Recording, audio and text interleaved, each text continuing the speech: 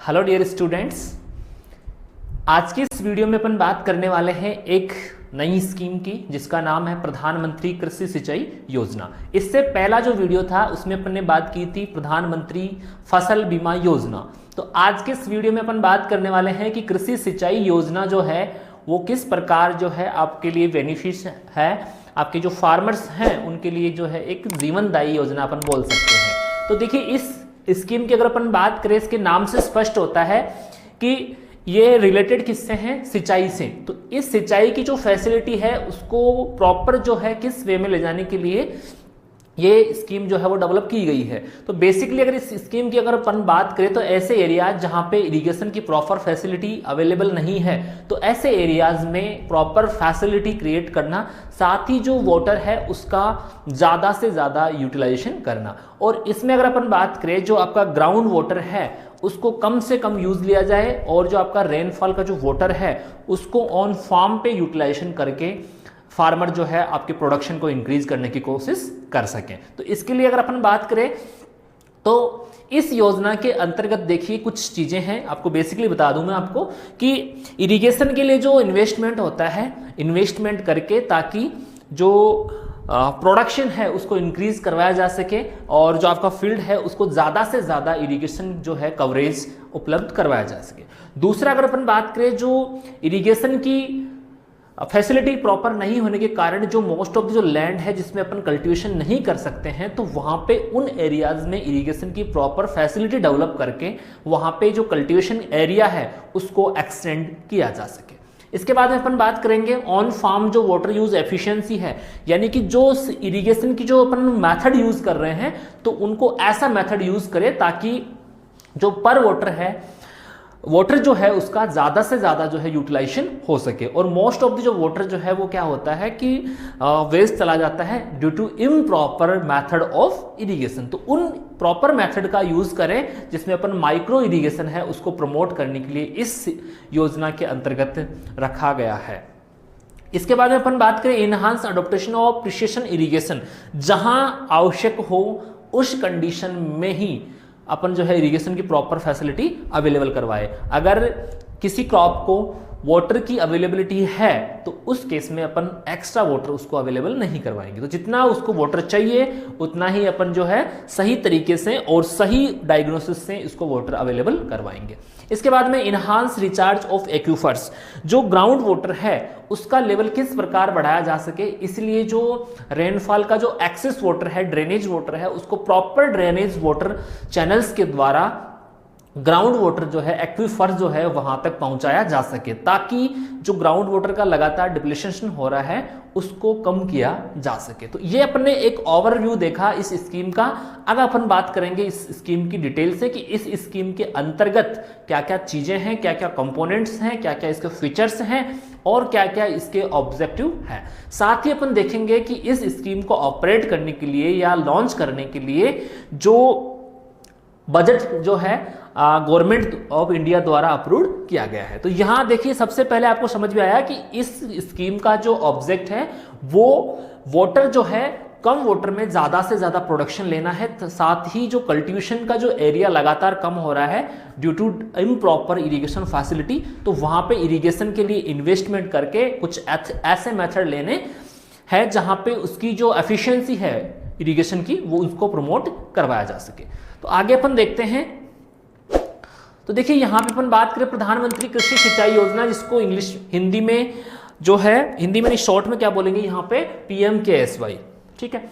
अब देखिए यहाँ पे अपन बात करें, जो टोटल कल्टीवेबल एरिया है 141 मिलियन हेक्टेयर जो है टोटल कल्टीवेबल एरिया है इंडिया का, उसमें से कुछ एरिया ही क्या है, इरिगेटेड है। इसके अलावा रिमेनिंग जो एरिया है उसमें इरिगेशन की फैसिलिटी अवेलेबल नहीं होने के कारण वो कैसा है, आपका ड्राई लैंड एरिया है।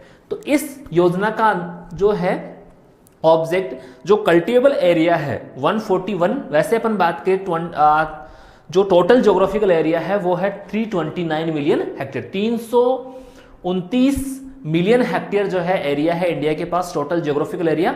उसमें से अपन बात करें 141 मिलियन हेक्टेयर ही क्या है, कल्टीवेशन में है। इसके अलावा जो है बारानी लैंड है या एग्रीकल्चर लैंड नहीं है। तो इस कल्टीवेबल एरिया में से भी मोस्टली 65 मिलियन हेक्टेयर ही क्या है, इरिगेशन में है। इसके अलावा रिमेनिंग पार्ट जो है वो इरिगेशन की फैसिलिटी प्रॉपर नहीं होने के कारण वो कैसा है, अनकल्टिवेबल है या नॉन प्रोडक्टिव एरिया है। तो इस योजना के माध्यम से उस जो रिमेनिंग ड्राईलैंड एरिया है उसको इरिगेशन में लाना और उस एरिया से ज्यादा प्रोडक्शन लेने की कोशिश करना है। ठीक है, यहां पे अपन बात करें यानी कि इस टोटल एरिया का लगभग 45% ही क्या है, इरिगेशन में है। इसके अलावा बचा हुआ पार्ट क्या है, आपका ड्राईलैंड एरिया है। तो देखिए इसमें जो ड्राईलैंड एरिया होते हैं, ड्यू टू ड्राई सेपल्स, जो लॉन्ग ड्राई सेपल्स होते हैं, तो उस कंडीशन में क्रॉप जो है क्या हो जाती है, डैमेज हो जाती है।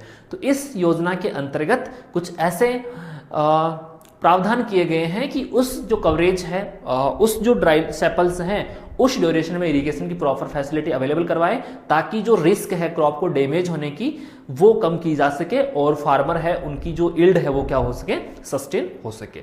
इसके अलावा जो नॉन प्रोडक्टिव एरिया है, जहां पे कम फैसिलिटी है इरिगेशन की, तो वहां पे इरिगेशन के सोर्स क्रिएट करना इसके योजना के अंतर्गत ऑब्जेक्ट रखे गए हैं। इसके बाद में अपन बात करें तो इसके लिए एक लाइन यूज करते हैं, पर ड्रॉप मोर क्रॉप, यानी कहने का मतलब कि पानी की एक एक बूंद का सही उपयोग करना।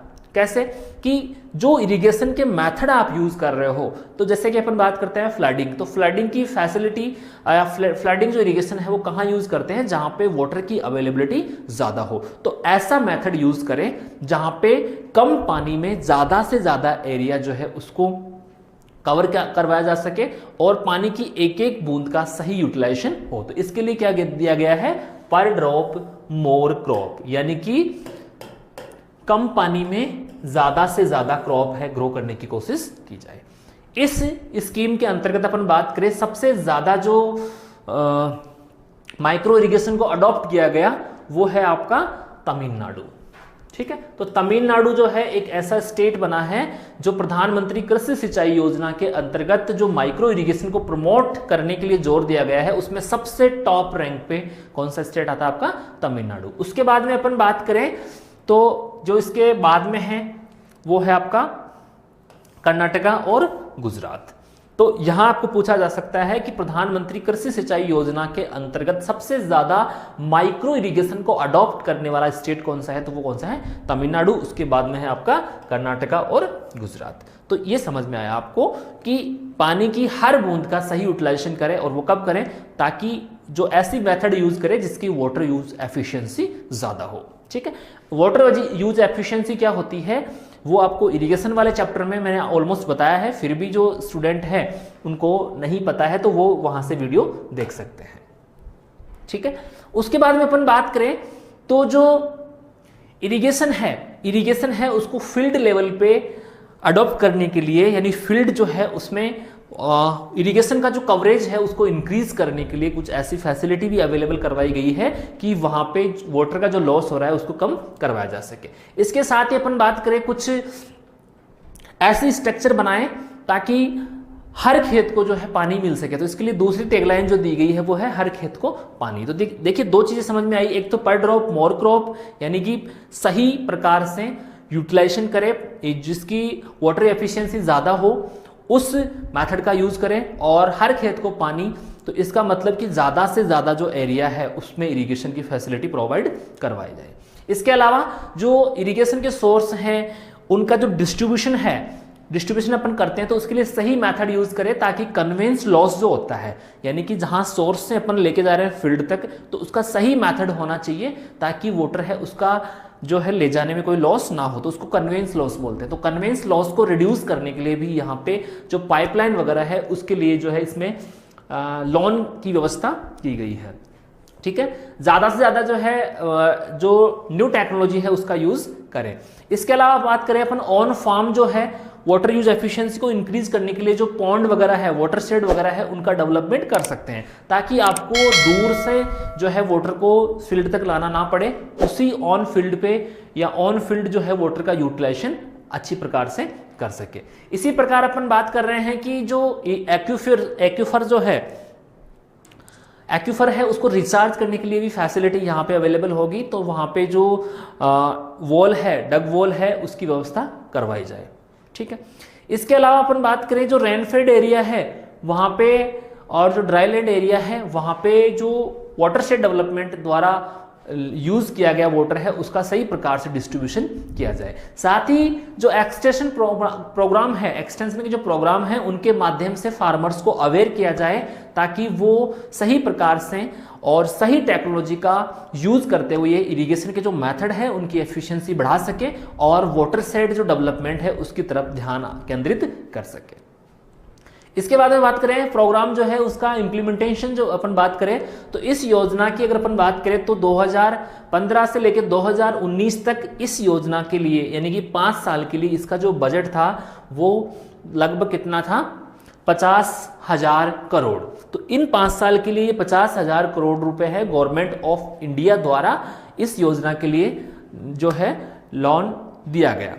ठीक है, इसमें कई कंपोनेंट है जिसमें बात करें अपन AIBP इसका एक्सेलरेटेड इरिगेशन बेनिफिट प्रोग्राम।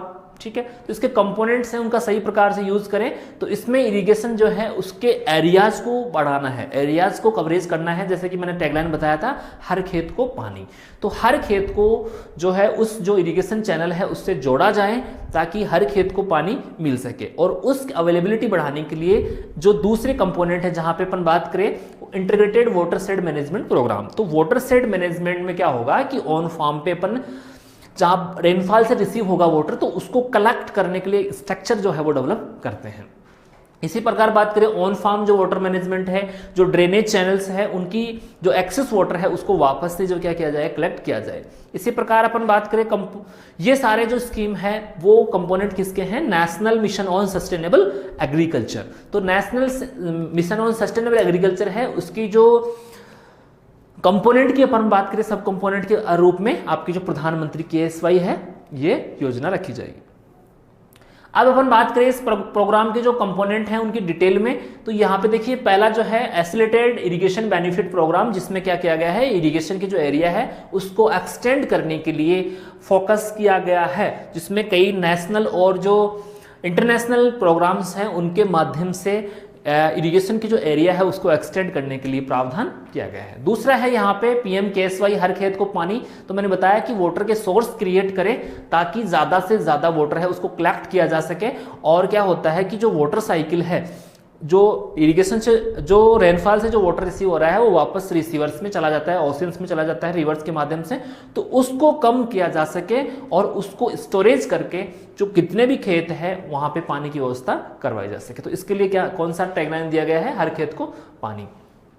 इसके बाद में है इसका कंपोनेंट पर ड्रॉप मोर क्रॉप। तो मैंने बताया कि माइक्रो इरिगेशन को प्रमोट किया जाए ताकि कम पानी में ज्यादा से ज्यादा क्रॉप है उसको कल्टीवेशन करवाया जा सके। तो बेसिकली दो चीजें समझ में आई, एक तो हर खेत में यानी कि एरिया इरिगेशन का एरिया प्रमोट करना है, दूसरा पर ड्रॉप मोर क्रॉप का मतलब क्या है कि ऐसे मेथड यूज करने हैं जिनकी वाटर यूज एफिशिएंसी ज्यादा हो। तो इसके लिए अपन जो माइक्रो इरिगेशन है वो मेथड यूज कर सकते हैं जिसमें ड्रिप है और स्प्रिंकलर इनको ज्यादा जोर दिया गया है। इसी प्रकार वाटरशेड डेवलपमेंट दो जहां पे ऐसे एरिया जहां पे वाटर जो है अवेलेबिलिटी ज्यादा होती है लेकिन प्रॉपर फैसिलिटी नहीं होने के कारण वाटर स्टोरेज की, उस कंडीशन में वो वाटर रिवर्स के माध्यम से ओशियंस में वापस बहकर चला जाता है। और आपको पता है ओशियंस का जो वाटर होता है वो इरिगेशन के लिए सूटेबल नहीं है। दूसरा, इस योजना के अंतर्गत वाटर जो है उसको कंबाइंड यूज भी लिया जा सकता है। जैसे अपन बात करें राजस्थान में या और जो अदर स्टेट है वहां पे जो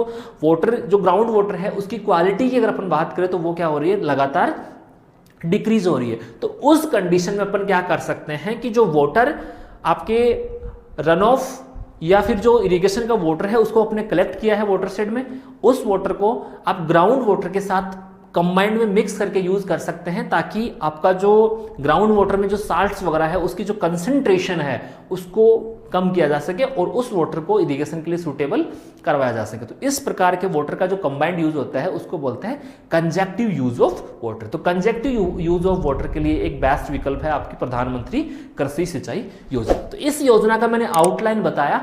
इसके अलावा अगर आपको डिटेल में और डिटेल में आपको पढ़ना है तो वो मैंने आपको बताया कि मोबाइल जो एप्लीकेशन है हमारी वहां पे इसकी जो PDF में नोट्स आपको अवेलेबल होंगे। मिलते हैं नेक्स्ट वीडियो में एक नई स्कीम के साथ। धन्यवाद।